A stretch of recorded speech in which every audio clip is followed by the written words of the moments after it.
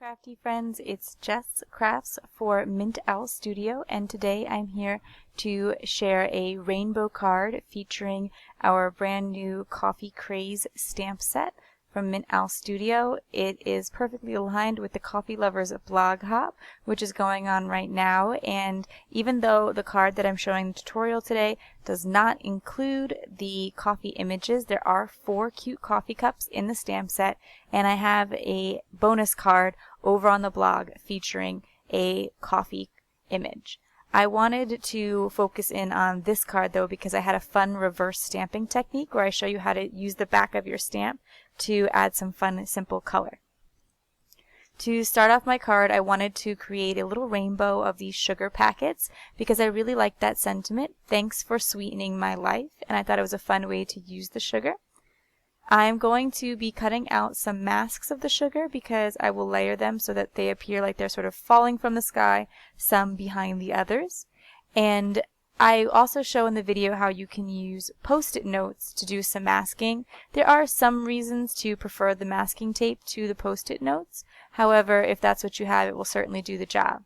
I am stamping these images in VersaFine ink because I want them to be a really dark black, as I will be doing some stamping over them with the colors later on.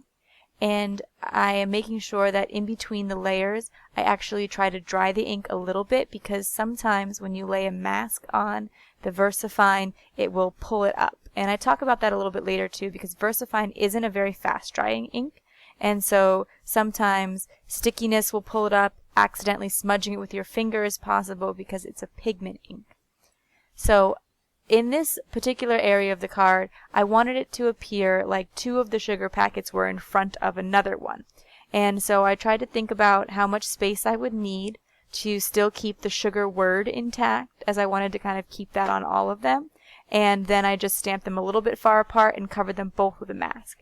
I just sort of improvised with a post-it note on one of the masks, and I'm going to do the same thing at the top where I can just kind of cover the back of the card with the post-it note. So it does a pretty good job in terms of being able to cover for my black stamping. However, when I try to use the post-it note later with the dye inks for the color, I actually have a little bit of trouble, and I'll talk about why that might be. For the technique today, I'm doing some reverse stamping where I am turning my stamp over and stamping with the back of the stamp. I do this by using some temporary adhesive on my block and then pressing the stamp into that. The stamp won't usually stick to the block without a little bit of extra adhesive. However, there's plenty of adhesives that won't damage your stamp. So you can just kind of think carefully though, because you don't want something that's so sticky it's going to pull at the stamp. I am adding dye inks over each of these by just pressing the ink into the back of the stamp just the way that you would when you were traditionally stamping.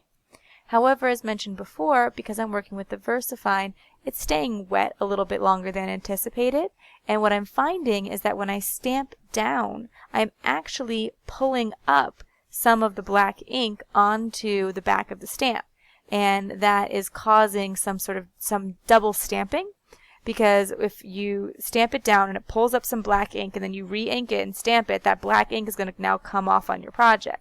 So my recommendation is either to make sure your black ink is completely dry before you do this next stamping step, or you should just clean in between every single inking. The other reason to want to clean in between inkings is because dye inks will stain your stamps. And in this case, you're using the back of the stamp, so while I don't traditionally care about staining my stamps, I could see why staining the back of your stamp might make people hesitate a little bit, because I don't know if it would have any effect on the stickiness over time. I don't think that it will, but if you clean a stamp, it always takes its stickiness back, like it gets sticky again. So I wouldn't worry too much about it, but it certainly couldn't hurt to clean it in between. That does make this a little bit slower of a technique. You could probably pretty easily color in these images. They are just rectangles, but it's just a fun other way to use your stamps. Also, because you are stamping through the details on the front of the stamp, you don't always get a perfect image. And so then my recommendation is to do what I'm doing here of just stamping it down 2 times. And that's usually enough to make it completely covered. Just it depends on the kind of ink that you're using though. Some inks do give better impressions than others. You could use a tool like a MISTI to be able to stamp it multiple times, but I find that you don't need to line it up perfectly, and so something that extreme isn't necessary. A clear block will certainly do the trick. I use this masking in the same way as I did as I stamped the sugar packets down in the first place. You know, stamping an area, then covering it, stamping an area, then covering it. When I mask off the back of the card and stamp down with the red, some of the ink winds up bleeding through that Post-it note. The thing about using Post-it notes is it's generally a very thin paper, and it's not recommended for masking, or sorry, not made for masking, and so a heavy strong ink will actually just go right through it, because a dye ink seeps into the paper, and so it can seep right through your mask there. So keep that in mind when using dye inks and Post-it notes for masking. I am trying to see if I can lighten the color or get rid of the color by sanding it with that Tombow sand eraser there, and it's not working really well, again because it's dye ink and dye ink soaks into the paper.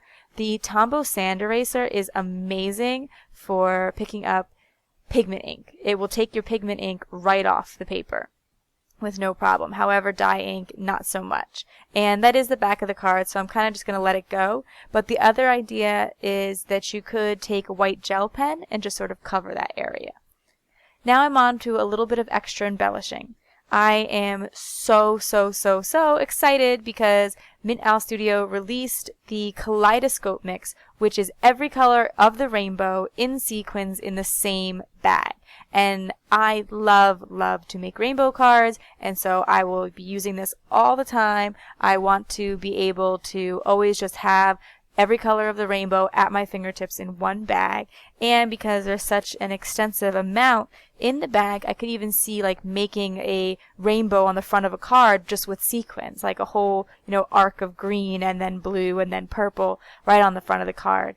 And I like the idea that you just have it all right there at your fingertips. I was so happy when Tracy agreed to this idea because I make so many rainbow cards and I just knew that I would love to use it. And I went a little bit crazy here on this first card because I used about 3 of each color because I just was so excited for it. But once I get those on with some multimedia matte, which I'm applying with the fine tip applicator, I will be finished with the card for today.